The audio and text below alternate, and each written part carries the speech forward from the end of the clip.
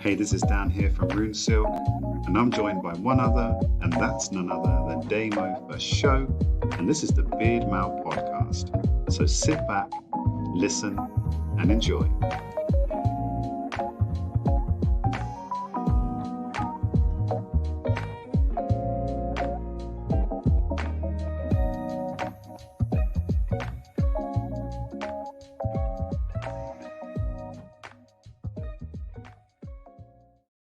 It's the Beardmail Podcast with me, Damo for show, and him, Rune Silk, Dan Jones for show. I'm trying to figure out where I'm pointing now because it's over. I point that way. I would still people never... are listening. People are listening on Spotify, Dan. They can't see you. They don't care where you're pointing. They should go and watch on the YouTube because you can see us. Listening. Welcome, Dan. Good morning. It is actually for us. It's a Monday morning, and I can feel a sense of the Monday morning back to work blues in your tone. But we're still going to morale boost everybody else by talking today about fundraising. All about the Benjamins, baby. Said it's all about the Benjamins, baby. Yeah, don't forget also the kids are back to school today. So we're like kind of out of sync. It's our first day getting up earlier, trying to raise the kids from the bed, which has been quite a challenge. Yeah. Life is all about challenges, Daniel. And yes, of course, if you do have children, you probably have been arsing about all week buying them protractors and compasses and other goods from Tesco's that they're never going to use in a month of Sundays. But you have to have all that shit for back to school. But we're not talking about school, Dan. We're talking about fundraising and perhaps putting the fun in fundraising. Why are we talking about fundraising, Dan? Like that. Just because obviously yourself you've been quite active in raising funds for charities, and I've done a little bit myself, and it's sometimes it's a nice thing to talk about and to do, to be able to give back, and yeah. Let's regale some stories, but first and foremost, if you are listening to the podcast or if you are watching the podcast, this would be very beneficial for you to get some ideas about how to fundraise, about how to maximize your fundraising, and also sort of how to deliver on it, and actually how much more difficult I believe it's become over the last year or three. My stats are pretty good actually, Dan. I don't know if you always use one medium like Just Giving. I always use Just Giving. It gives you your stats on what you've raised, and mine's not completely right because there's been some money that's been raised off of that as well, like that doesn't show up on there, and it doesn't show up the gift aid, but over the years it tells you, and I've raised like £12,000, and I know it's way more than that, but that's what it says on my stats. And I'm like, hang on a minute, I'm pretty good at this fundraising thing. So I'm going to share some tips, right, and some stories, and you can talk about stuff that you've done, and you can talk about how you supported me along the way. And this will be a good podcast to listen to if you're thinking, look, I know a charity that I want to support, and I want to raise some money for them. I'm not sure what to do or how to do it or how to go about it. Then this could be the podcast for you. Dan, did that sound like a brag? I'm like, I got like 12 grand, a little bit. No, I think it's absolutely rightfully placed. I think 12 grand's a lot of money. Just quickly into what you were saying about it being quite challenging at the moment in the last year or three. I think it's because a lot of people now are creating smaller charities. There's a lot of people that are raising money for charity. Even Facebook, for example, when you have a birthday now, you can say, don't give me a card or money, please donate to this charity. So I think that obviously while everyone wants to do good and wants to donate money to good causes, obviously our own pocket is only finite, and it can be quite difficult to just keep giving. It's the same as when someone knocks on your door, are you donating to the Red Cross? And I'm like, I'm not. Or why not? Well, because I've already give X, Y, and Z, and I just don't have any more to give. So that can cause a challenge in itself, I think. Absolutely. However, the world is abundant, and there are rich people out there, and there are affluent rich people out there that like to give. So it's about really finding those people. But you're absolutely right, Dan. There are a million charities to support. There are loads of different ways to do it. And there's also, with social media and that, there's always something going on. I mean, just even look in the beardy community, you don't have to look far to see a link of somebody that's doing something for a charity. And it's, I'm probably one of those people. I try and only do like 2 things a year. I try not to do to do too much, because if you did it every month, it's like people aren't going to be able to give every month, and the amount of people you got following you that engage in your posts and what you're doing makes a massive difference.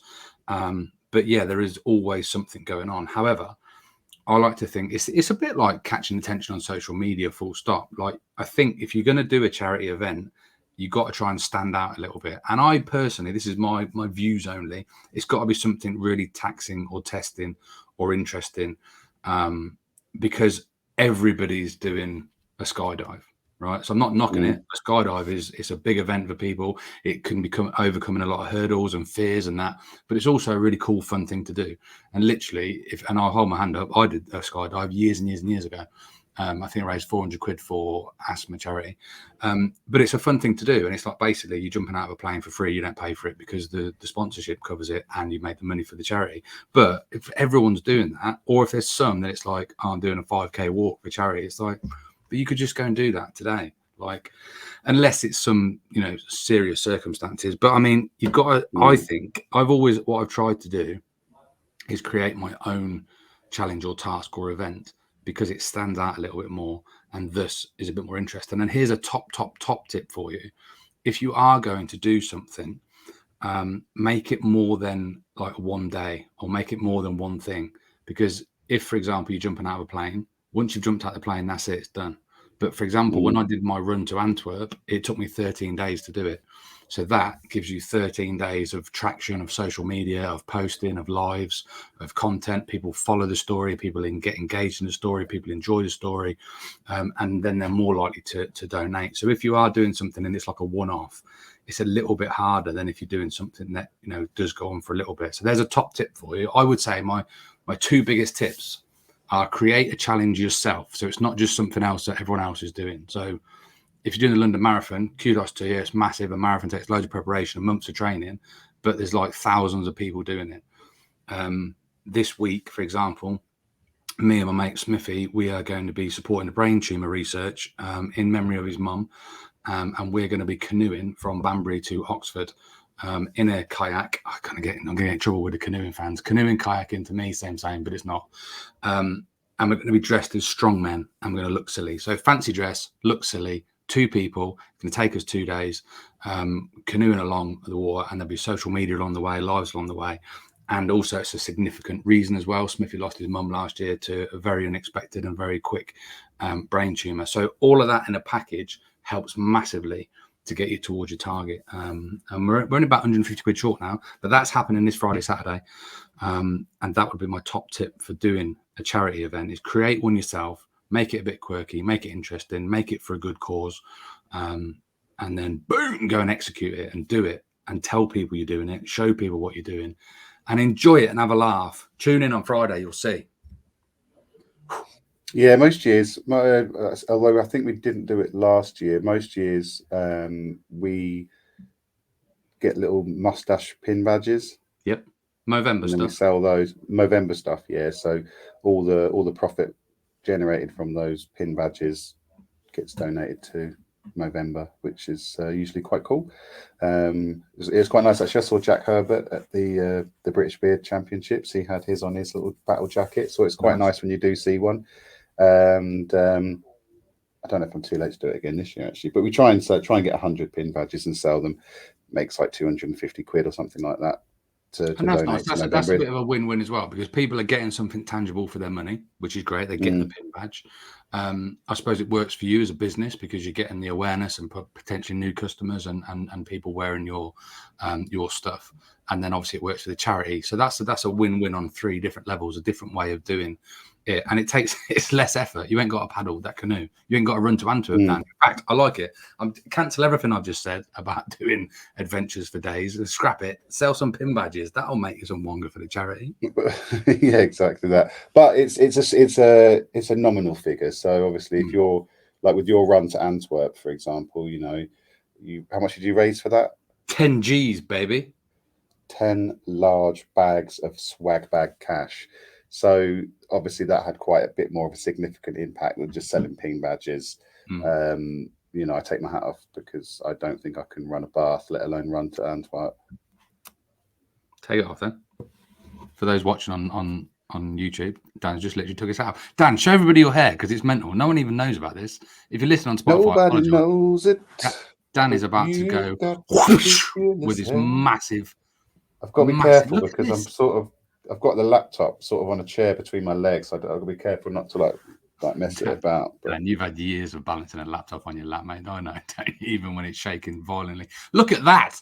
That is absolutely. Who even knew that was beneath Dan's hat? He has actually got nice big work because I very rarely wear it down because it sort of sticks to my beard like Velcro for one, and then I end up pulling my hair into my face when I try and eat a sandwich or something. So, but yeah, it's quite long. I don't know whether you look like a really cool like biker or a drag queen. I don't know whether I shouldn't be getting aroused by this, but look at that beautiful long locks of hair. You should be in a film, Dan. You should be in a film. I'm going to catch up with you. Look, here we go.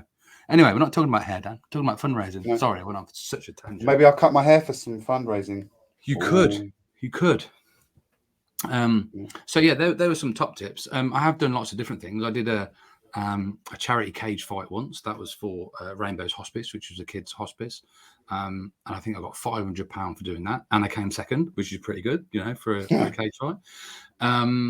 What else have I done? I did the London Triathlon. That was more of a work thing, though. That's why I just sort of did that. They needed somebody. I'm like, I'll do it. Did you know the Thames is a bit salty? I wasn't expecting that. Jumped in. I was like, oh God, I didn't know we were that near the sea. I think it was salt. I think it was sea salt. It could have been other.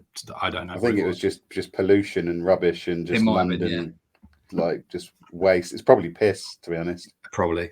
So I've done the London Triathlon. What else have I done?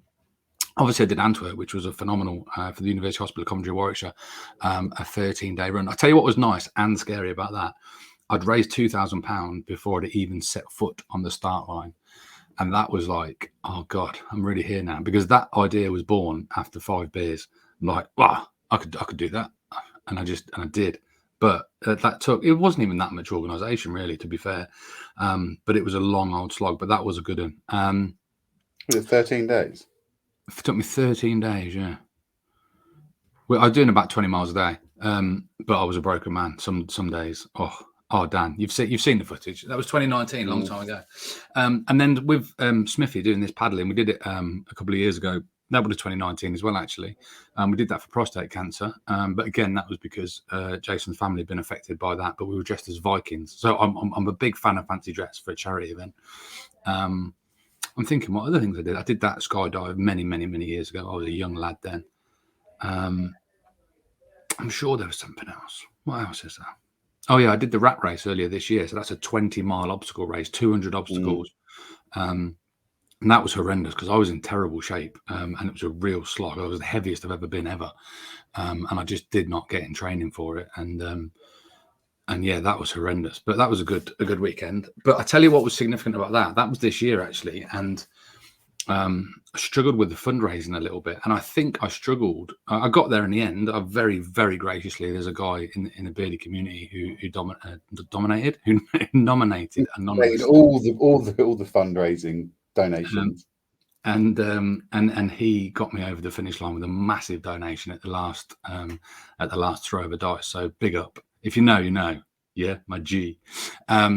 And yeah, but I struggled this year, and I think it might have been because like the rat race is, it's an event, hundreds of people were doing it, and I think people would have thought, oh, Damien would be able to do that easy. It's just, what's 20 miles to him, but actually, I really did struggle with that one, and I struggled to get to my fundraising total, but I did just by the skin of my teeth. I tell you, the other one I did was 4x4x48, which is a David Goggins challenge. Dan, you should do this. He does it every year already. In March. 4x4x48. 4 miles every 4 hours for 48 hours. So It's a real test of endurance, sleep deprivation, pain. And yeah, I did that with my mate Stinky. That was for brain tumor research, actually, because he lost his dad. And we actually raised £1,000 for that one, which was pretty good going. But that was last year. I think this year, with people having difficulties with energy bills and the rest of it, it's quite hard squeezing the charity. So it's very much appreciated. So anybody who has donated any money to me this year, and even for this upcoming paddle that we're doing, it's massively appreciated because we do know that funds are tight at the minute. So, yeah. You've done a bit though, Dan, didn't you? And you've donated a bit as well, haven't you? Yeah, I tend to do more of the donating stuff because I can't do the physical activity. But I did the run the month in January, and I probably will do it again next year, just because it did get me out of my comfort zone. I'm not fit; like I'm the most unfit person. I think I kind of kept on pushing the target. I think it started at like 250, and then it went to like 400, and then I pushed it to like 6. So I think we just tipped £600. Boom. Which is pretty cool. And some of that was obviously donated from Rune Silk because I donated a percentage of sales that month to the charity. So, but also even just participating in the beard competitions, so like the TBBMC and Beard On and Oxford Beard Festival. You know, our sort of pitch fees for being there sort of go Often towards go for charity, charity as mate. well. Hmm. It's all good for charity. So a lot of the beard community stuff that we do is obviously very charitable. When you ran to Antwerp, I think I can't remember the number it was, but it was a percentage of sales for that week or something like that. I think I said for 1 week, 10% of all my sales are going to go to your charity. I think we did probably like 600 quid in sales or something like that. So I donated 60 quid, something. So that was a little extra Brucey. Again, you know, got like the November stuff that I was just alluding to earlier on with the pin badges. So I think for me it's always that, and that's why I kind of speaking to you about the run the month one before about some advice, because most of my campaigns have usually been a bit of a flop, like but it's probably like you say, it's that lack of run up to longevity to promotion. Where it's rather than if it's just doing something for a day or a week or something like that, especially if it's sales wise. I think 1 year we bought 100 pin badges to donate the profits to Movember, and I think we sold like 35. So it was like, okay, well that was a bit whack, but it was something, and it meant we had badges the next year to sell again. So it's yeah, I'm just trying to think if there's other bits and pieces that I've done. I don't know if there are at the moment. I'm a I'll do charity. more. I will do more. I'm a charity case, and we're doing Beardmail together. So thanks for that, mate. Thanks. Maybe we should do something next year then in a Beardmail capacity. I reckon we should get you out of your comfort zone, Dan, and do something exciting, interesting, naked, and something with your long hair. Maybe, I don't know. We got loads of ideas coming. Dan, the World Championships in calendar Germany or something like next year. calendar. Yeah, we could do the nudie calendar. Naked calendar. We've got time to do it for Christmas. I haven't don't know got if I'm time to going to work be out. comfortable in front of a camera before Christmas. No one's going to want to buy it. Like, well, I guess people might look at it and kind of, I don't know, if they like that kind of body. If they like a 1.7, oh look, there's Dan. December 2023. Well, you can't see his body, but like apparently December is pretty much wrapped up with his 1.7% there. It's so big you can't actually see it. It's just a skin-coloured page. Thought, Dan. I've got visions in my mind.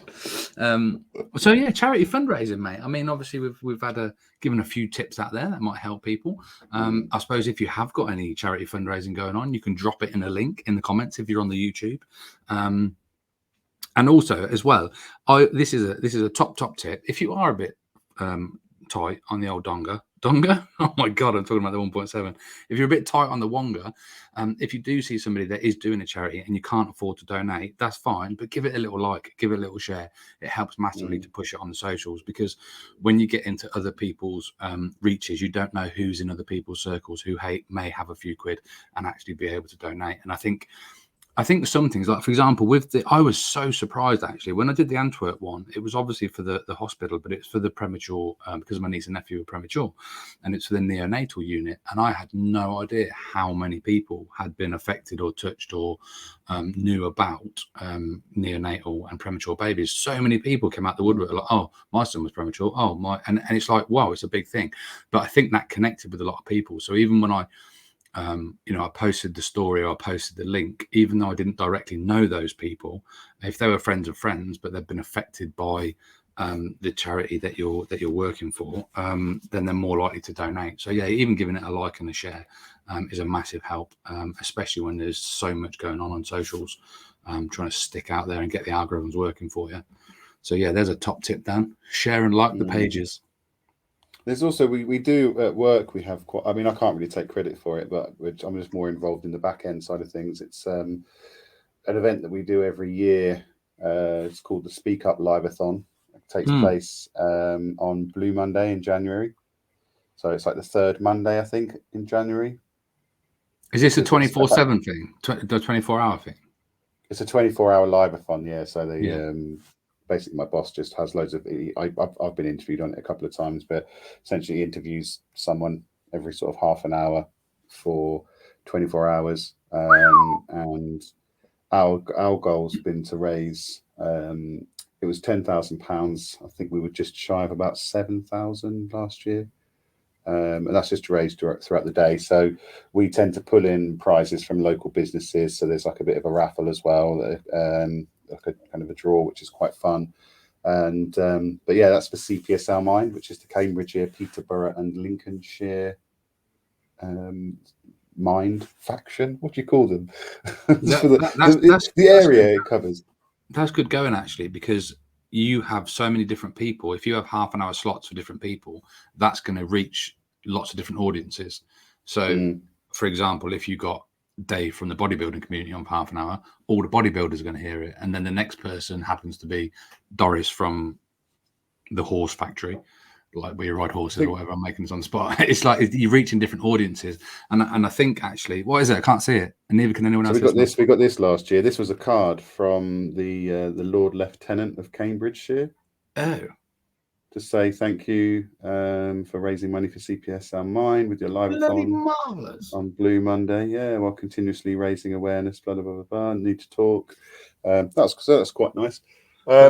I think that's good though, because like I say, with the different audiences, I think that's why my Antwerp one worked well, because there was a lot of people interested because of the running and the endurance aspect of it. There was a lot of people watching because of the bearding aspect, because I was going to Antwerp, and there was the beard competition, and there was a lot of people from the neonatal community. So it like hit 3 different communities, which helps it get the reach. So that live-a-thon is actually a great idea for hitting lots of different audiences and bringing them all to one place. I like that idea, Dan. We're going to do a live-a-thon now. No. Should a live-a-thon at the London Craft Beer Festival next year? No, I'm not going to the London Craft Beer Festival. It's not happening. It's cancelled. They've gone. No, it's a rubbish idea. Actually, no one really likes it. I'll pack it in. If you don't know what we're talking about, go and listen back to the podcast on the Craft Beer Festival. I was going to say something else that was absolutely brilliantly great, Dan, and I've forgotten completely. Charity fundraiser, mate. No, it's gone. Absolutely gone. I think the main thing with it is like, you know, try not to take it too seriously. Like, it should be fun.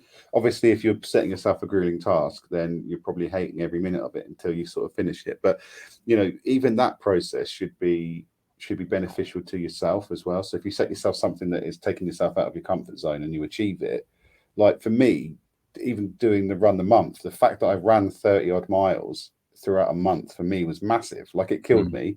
And I haven't run since. I don't think.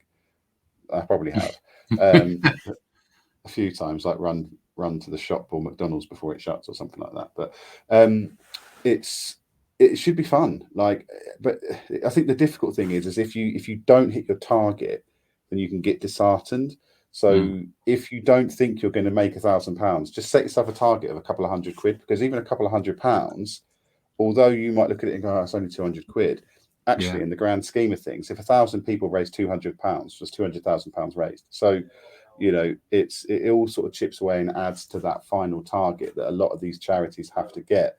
And I know for one at the moment that a lot of charities are really, really struggling to get income. There's a neighbour of mine. He has a charity in Africa, and the country will come to me, Uganda. I'm not going to do an accent on that, but it's a charity because that helps young children, preventing them from getting put into almost like an orphanage system. Because essentially what happens is people have kids and they can't afford to have to keep hold of them, so they end up in this orphanage system and just disappeared or lost. So his is a kind of an orphanage where they build the schools, and what they do is they actually prepare and assist and help the mothers to get their children back. So rather than the mum giving away the kid because they can't afford it and then just disappearing into the system, they actually work with the mums to get a job, to find a house, so they can actually get their children back into the family home. But even at the moment, he's backwards and forwards from Uganda, literally trying to save his charity, because money at the moment for charities is literally drying up. Interesting, actually, with all the COVID stuff, a lot of events got cancelled, and I know a big fundraiser for a lot of charities is having a black tie event, a grandioso ball, where it's a fundraiser on the day, and a lot of people rely on that a lot. And I spoke to a lot of charities earlier this year when I was doing some work in that field, and they got hit. You imagine that, look, let's say it's 100 grand a year is the cost to run your charity, and you normally have your black tie ball fundraiser that raises £90,000, and then the rest is from other bits and bobs, and then all of a sudden you can't do the black tie event for 2 years. Like you got your 200 grand down. It's ridiculous. And I didn't realize as well how many charities are out there that rely on funding from charities and don't get a snippet from the government or nothing from the government. There was one, I was chatting to a hospice actually, and I couldn't believe it. Like, they have to, their costs were astronomical, and they have to raise 85% of it. And I'm like, well, that's like for a hospice. Like, you'd think that a hospice would be provided, but it's Some not. kind of support, right?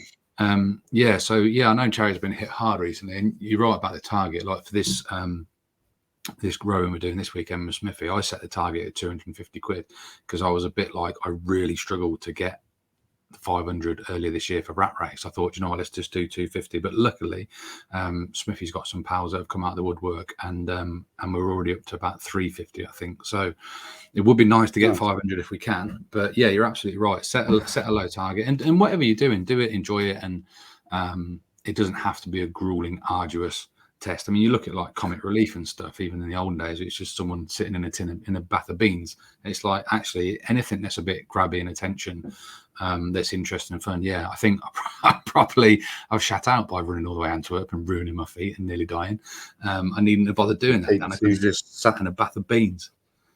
That's to be honest, that's it. But could you imagine how many cans of beans you'd have to open to actually fill the bath? I mean, especially if you've got those real little ones as well, like the little multi-packs that you get, the single servings, and just be spiteful as well. Rather than giving you like the catering tin that's like 5 litres of beans, just give you the 250-gram ones and be like, right, fill the bath with that. So it's actually part of the task, is actually filling the bath. Yeah, which we've one of those real horrible ones as well. Not the ones with the wheels, but the one that hooks in and it's like really like hard on the handle, like those little 79p ones. It's just I think we should actually do that. I think we might be quite funny. I don't know why, but my brain went immediately to, we should get a paddling pool, fill it up with beans, and then me and you have a naked wrestle for charity, mate. It's all for charity, but obviously put your link to your Just Giving in this episode for sure. Yes, and I'll put it on the socials as it goes out, because it'd be good to get that to 500 quid. Because having met Smiffy for the first time in person at TBBMC, it's just such a nice character. Like, he's just a really nice guy. Even his face is kind. Do you know what I mean? It's just one of those really those guys that you look at and go, "You're a really nice guy." Like, he's a wholesome chap. So yeah, we should definitely try and get you guys up to 500 quid, because I think that would be. And he came first as well. Like, come on, he's a TBBMC, a British champion, gold medalist. And this is actually top secret. He also does most of the paddling. So definitely nobody knows. Damo's there just with the "We Are Live" vibe going on. We are live. And Smiffy's just like that. Yeah, but the best 2 days, Damo. Look, it's become common knowledge for everybody in the beardie world that, look, when we did a bit of rowing last time, I sat in the back of the canoe kayak, and Smiffy sat in the front. Now, bear in mind, he's in the front, he's looking forwards. He doesn't know what's happening behind him. And I mostly spent a lot of the time drinking beer, doing lives, doing selfies, doing pictures. But all of that was very important, Dan. That's what helped raise the profile of the event. And it wasn't until we sort of got to the end that Smiffy actually realised, hang on a minute, he's done most of the paddling. So there we go. He's probably going to make me sit in the front this time. I don't know what's going to happen. Just get a mounted camera, and that way you can't get out of it. There's a reason I don't want to do the paddling, mate. I've lost my guns, mate. I've lost my guns. I haven't been. I'm going to hit the gym all this week, and then Friday we start paddling. Look, I could do with some of them. do with some of them, look, boy. What's your left hide arm those like? quite It's a well. lot less. I don't even bring out the left one because it's like it's literally it's. Oh, Dan. Yeah, the left one's nowhere near as big. There is, for those of you listening, I'm ever so sorry, but we've just seen that Dan has confirmed he uses his right arm more than his left for tasks. Right, Dan, we're up to 30 minutes, mate, so we ought to wrap it up. That is the charity fundraising, putting the fun in fundraising podcast done. Boom. Money, money, money. Give me money. Give me your money. Yeah, if anyone's got any money they want to share, send it to me and Smiffy for our charity row, which is happening this Friday before the Oxford Beard Festival, which is also a charitable event. They're raising money for Lions Barber Collective and Oxfordshire Mind. So 2 charities going to be happening at that event at the weekend. It's going to be an absolute banger, Dan. Rune Silk are going to be there with a stand selling some swag. I'm going to be my there. Beard might have grown a couple of inches more by then, but that's not going to happen. Maybe. I'm going to hit the gym all this week and get hench before I get there because it is a strong beard theme. Strong beard, strong man theme. It's all going to be going on. We're going to have a great weekend this weekend doing some stuff for charity in the beardy world, mate. But that's another podcast wrapped up. Thanks for listening. And we'll see you all another day. If you want to watch what's happened, go on YouTube. If you want to listen more, go on any of your favorite podcast listening channels. We'll be back every Wednesday with a brand new episode. We'll see you soon.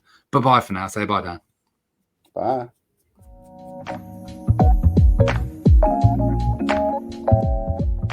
Thanks for listening or watching the Beardmail podcast. We have new episodes dropping at 07:30 a.m. every Wednesday in UK time. So we thank you very much for watching. Check us out on www.beardmail.co.uk for everything that's new and happening soon. Thanks for listening, guys.